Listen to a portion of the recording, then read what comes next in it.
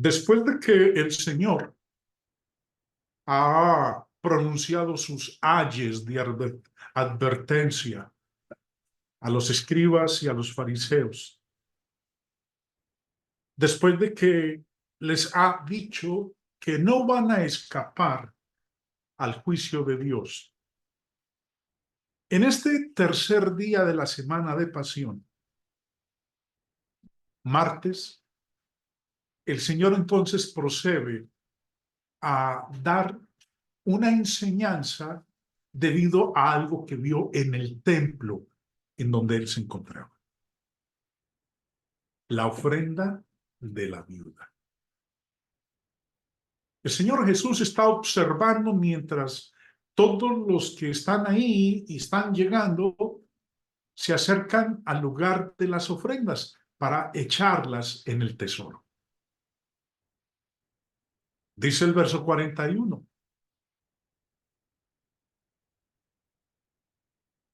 Estando Jesús sentado delante del arca de la ofrenda, miraba cómo el pueblo echaba dinero en el arca. Y muchos ricos echaban mucho. Como sabemos bien, el Señor está este día en el templo, ha impartido una buena serie de enseñanzas. Y en particular, nos muestra aquí en este texto que Él está observando cómo el pueblo se acerca y ofrenda. Y que muchos ricos echaban mucho. Pero antes de continuar en el análisis de todo lo que el Señor dice respecto de este evento, vamos a nutrirnos un poco del fondo histórico.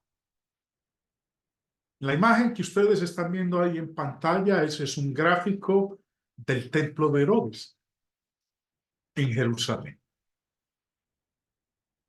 En el patio de las mujeres, no sé cuántos de ustedes puedan ver, aunque la letra está muy diminuta, la ubicación del patio de las mujeres y la ubicación del lugar de las ofrendas, donde estaba el arca de la ofrenda.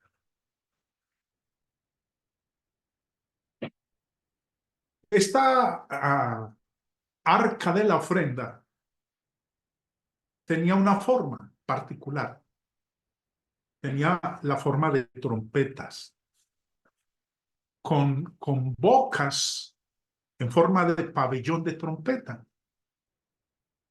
Por eso el término que se utiliza, y ahorita lo vamos a ver, es un término griego que se llamaba gasofilasio. Como dije, en un momento vamos a hablar más en detalle con respecto a esto.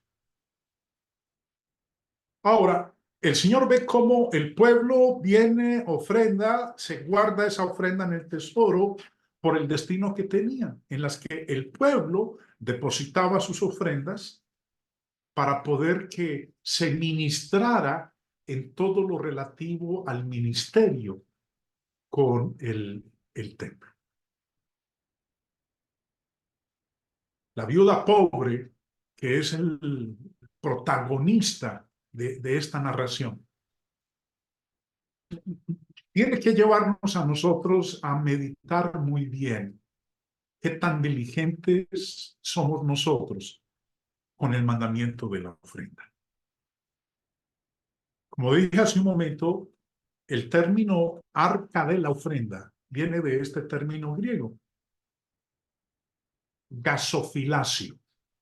El señor Vine, en su diccionario, nos explica lo siguiente.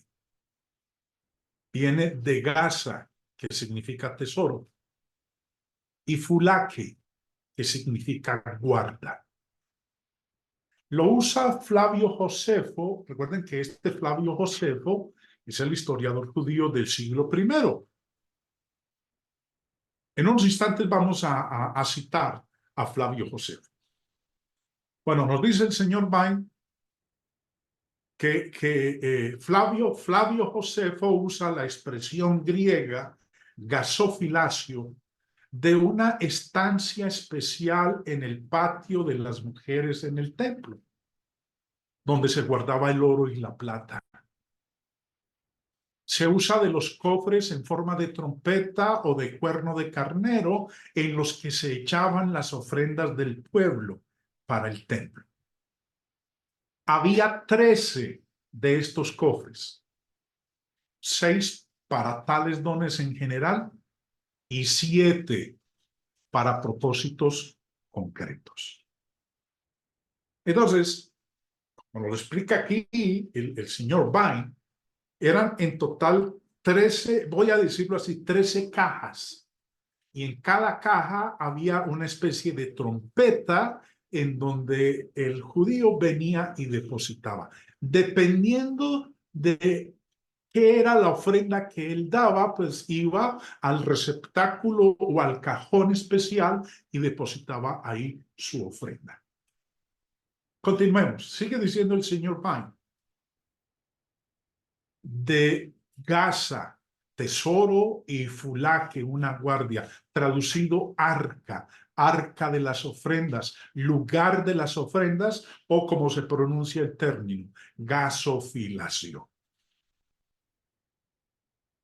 Señor Vine, vimos hace un momento que él nos explicaba que Flavio Josefo, el historiador judío del primer siglo, utilizó el término para explicar lo del arca de la ofrenda. Vamos entonces a Flavio Josefo.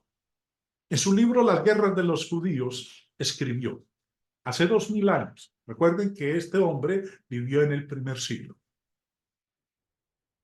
Había 2 puertas, una al sur y otra a la parte septentrional, por las cuales se podía entrar al patio de las mujeres, porque les estaba prohibido entrar por las otras puertas y no les era lícito pasar a su puerta por el muro de separación.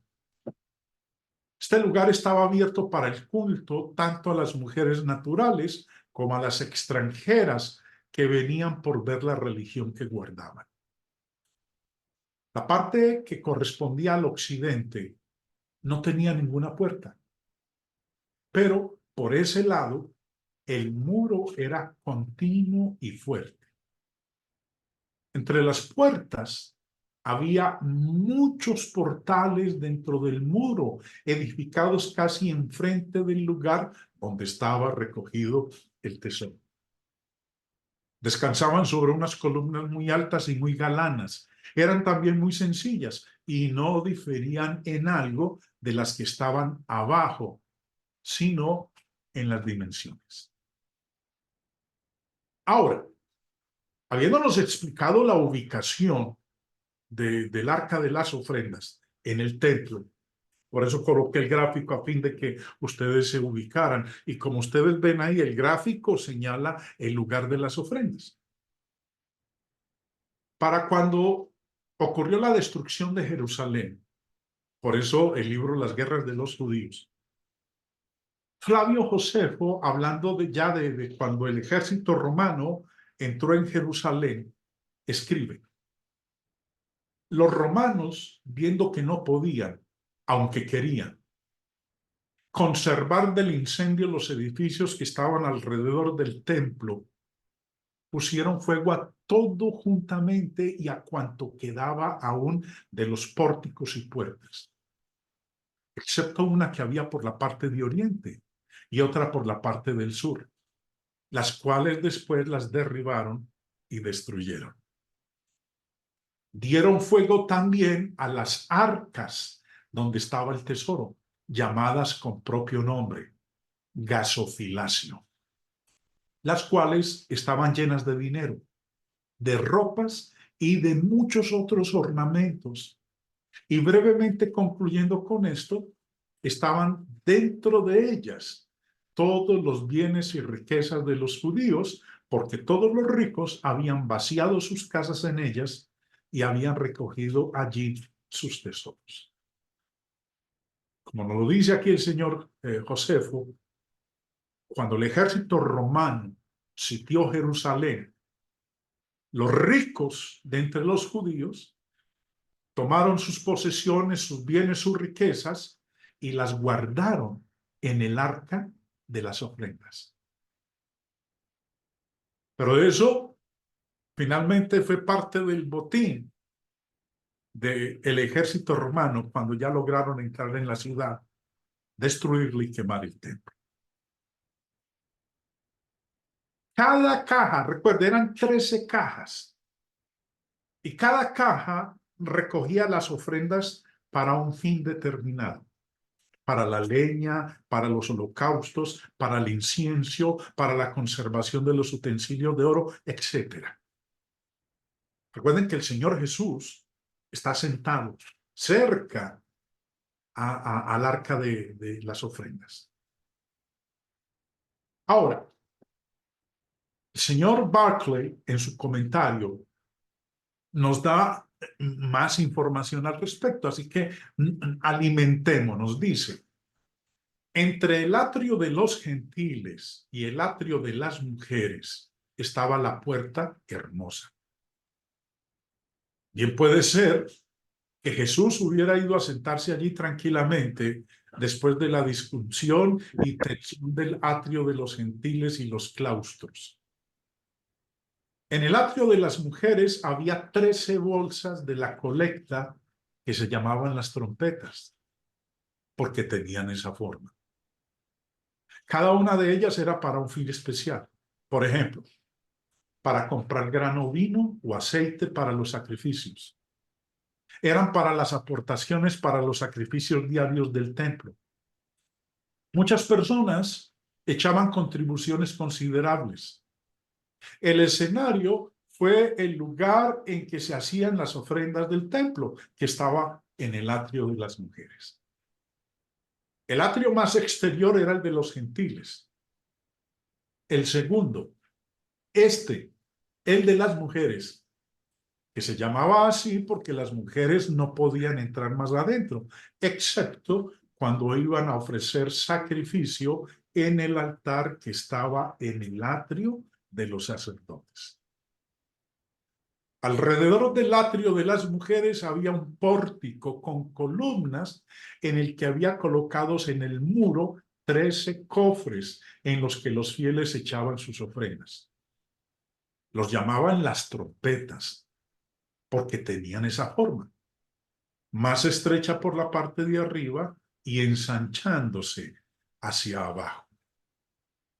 Cada uno de los 13 cofres estaba destinado para una ofrenda determinada. En los dos primeros se echaban los medios ciclos que tenían que pagar todos los judíos para el mantenimiento del templo. En el tercero y el cuarto se ponían las cantidades de la compra de 2 pichones que tenían que ofrecer las mujeres para purificarse después de tener un hijo. En el quinto se ponían las aportaciones para los gastos de la leña que se necesitaba para mantener el fuego del altar. En el sexto se echaban las contribuciones al gasto del incienso que se usaban en los cultos del templo.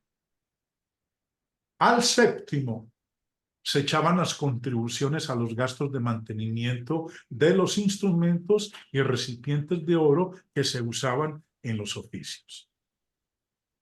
Algunas veces, una familia apartaba una cantidad como ofrenda de acción de gracias o por algún pecado. En las otras 6 trompetas, los fieles echaban el dinero que les sobraba después de hacer las ofrendas prescritas y cualquier extra que quisieran añadir. Espero, hermanos, que esta información que acabo de compartirles les ayude como a mí tremendamente me ha ayudado cuando estudio el tema de la ofrenda y sobre todo comprender esto el arca de las ofrendas. En este caso particular del cual el Señor nos está hablando de este evento de la viuda pobre. Ahora, en el lugar de las ofrendas, siempre habría un constante fluir de gente entrando y saliendo, y sería el lugar ideal para conseguir una audiencia de gente piadosa para impartir enseñanza. Y es lo que el Señor va a hacer en este momento. Después de haber expuesto la hipocresía de los escribas, como ya lo vimos en las lecciones anteriores, Jesús procede a revelar la sinceridad de cierta viuda para ilustrar que a Dios le preocupa más el corazón que la apariencia exterior. Jesús se sentó frente al altar de las ofrendas, al arca de las ofrendas. Levantó los ojos y nos dice en el verso 42, vino una viuda pobre y echó 2 blancas, o sea, un cuadrante. Pero antes de eso, nos dice el Señor, verso 41, el Señor nos dice, Marcos, el escritor, estando Jesús sentado delante del arca de la ofrenda, miraba cómo el pueblo echaba dinero en el arca. Y muchos ricos echaban mucho. Y vino una viuda pobre y echó 2 blancas, o sea, un cuadrante. Nuestro Señor se da cuenta de cuánto y cómo contribuimos para los asuntos piadosos y caritativos. Él se da cuenta de si damos con generosidad o con tacañería. El Señor se da cuenta de si lo damos para que lo vean los hombres o como para el Señor. Ahora, Jesús vio que muchos ricos echaban mucho. Y era, por cierto, buena cosa ver a gente rica que era caritativa. Ver a muchos ricos y verlos echando mucho es algo que a Dios le agrada. Los que tienen mucho deben dar mucho. Si Dios nos da con abundancia, espera de nosotros que demos también con abundancia. Ahora, Él observa si damos mucho o poco en proporción a la forma en que hemos sido prosperados. Nada más recordemos las palabras de Pablo a la iglesia en Corinto, cuando les dice en la primera carta en el capítulo 16, cada primer día de la semana, cada uno de vosotros ponga aparte algo según haya prosperado. Si prosperé mucho, mucho. Si prosperé poco, poco. Ahora, esto debería estimularnos a ser generosos, hermanos. Recuerden, Dios ve en lo secreto y nos recompensará en público. Continuemos. Dice el verso 42, vino una viuda pobre y echó 2 blancas, o sea, un cuadrante. Echó 2 monedas pequeñas, 2 blancas. Ahora, 2 blancas equivalía al salario de 1 hora de un trabajador común. No lo confundamos con el denario. Denario era la paga por un día de trabajo. 2 blancas era la paga al salario por 1 hora de trabajo. Tenemos aquí el caso entonces de una viuda pobre que al echar solo 2 monedas echó más que todos los ricos, en opinión del Salvador. En el verso 44 el Señor dijo, todos han echado de lo que les sobra, pero esta, de su pobreza, echó todo lo que tenía, todo su sustento. En opinión del Salvador, ella echó más que todos los ricos, porque de su pobreza echó todo el sustento que tenía. Ahora, Cristo no la reprende por indiscreción o prodigalidad, sino que la alaba por su liberalidad, la cual procedía de una fe firme en la providencia de Dios. Dio todo lo que tenía.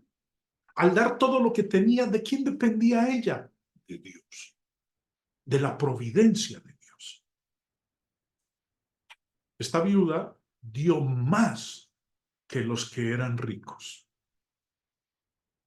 Dice en el verso 43, entonces llamando a sus discípulos les dijo, de cierto os digo que esta viuda pobre echó más que todos los que han echado en el arca. A pesar de ser una cantidad tan pequeña, mereció la aprobación y hasta la admiración del Señor. Se sintió tan admirado por la acción de esta viuda que llamó a sus discípulos, como rogándoles que tomasen buena nota, que le prestaran atención a lo que esta mujer había hecho. Y les dijo que aquella viuda pobre había echado más que todos los que estaban echando en el arca del tesoro.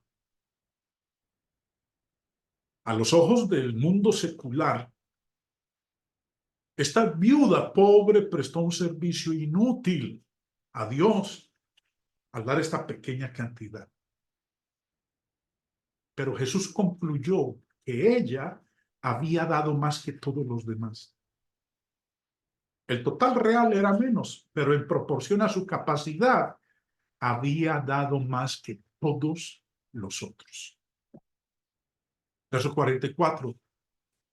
Porque todos han echado de lo que les sobra, pero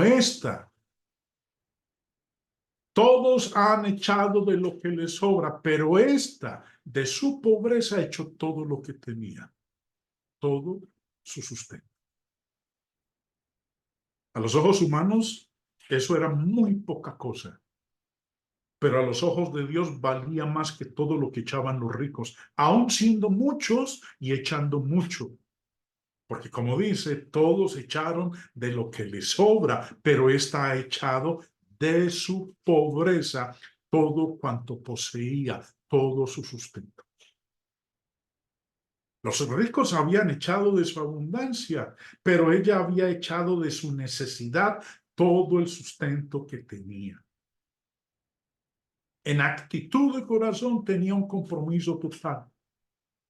Recordemos que el Señor no mide como miden los hombres.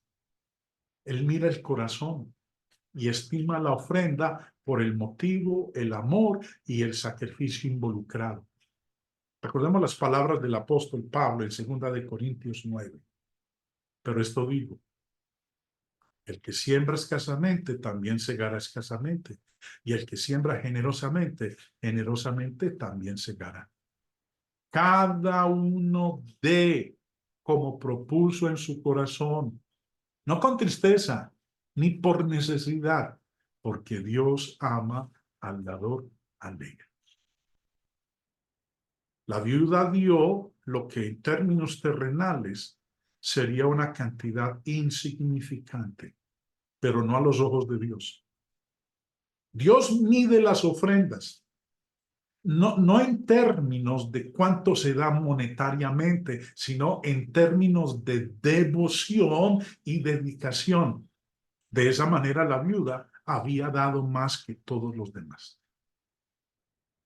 Sin embargo, Jesús dijo que su minúscula contribución era mayor que la de los otros.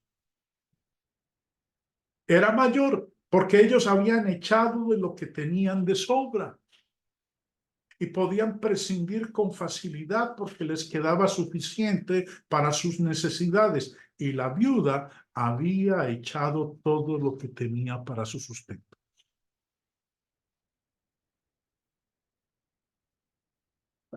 El valor de una ofrenda lo determinan dos cosas. Primero, el espíritu con que se da.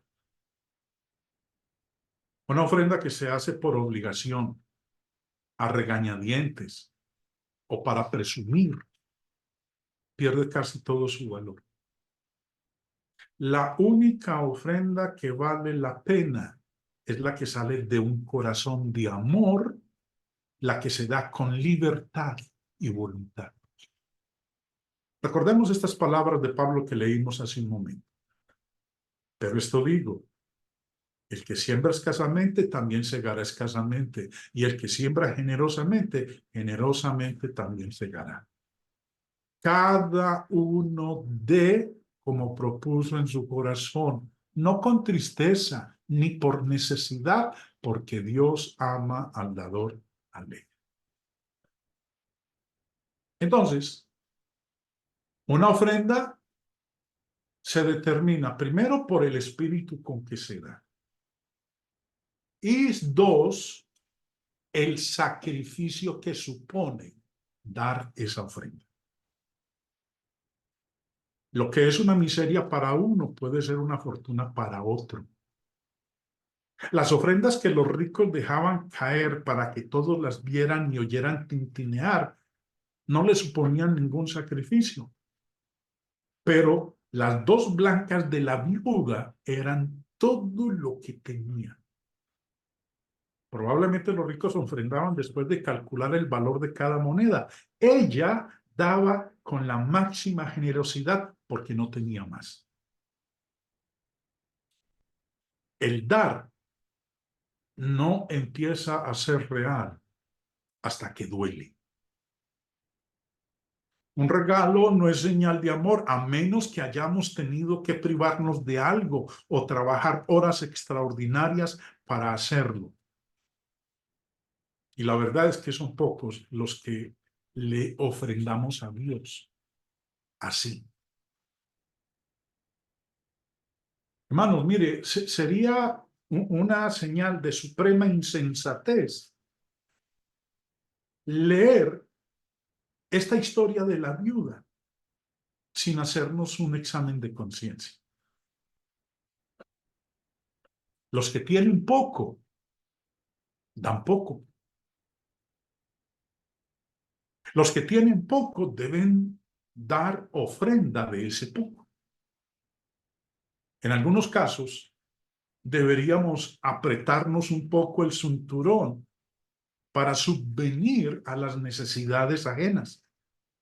Esto es amar al prójimo como a uno mismo, y si se trata de hermanos, con mucha mayor razón y hasta un extremo semejante al del Señor Jesús.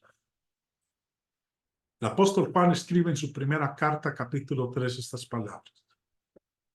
En esto hemos conocido el amor, en que Él puso su vida por nosotros. También nosotros debemos poner nuestras vidas por los hermanos.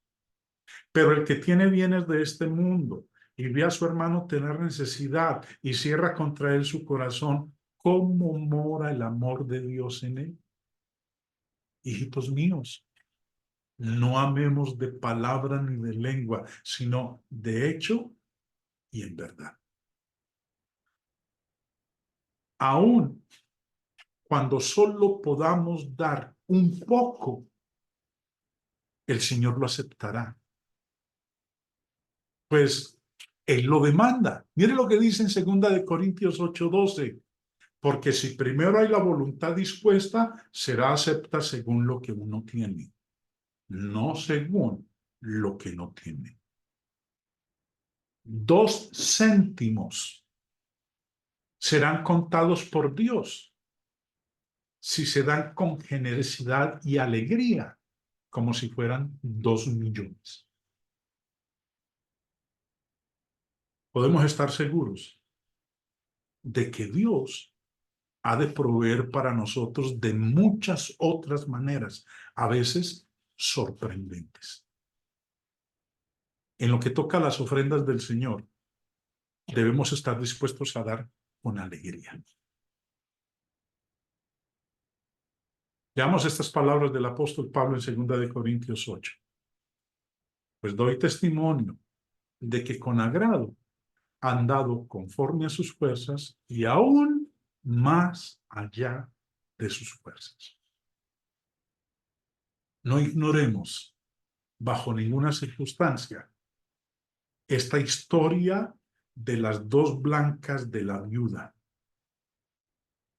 que nos motive a nosotros a hacernos un examen de conciencia con respecto a nuestro ofrendar para Dios y para su obra. Dios los bendiga, mis hermanos.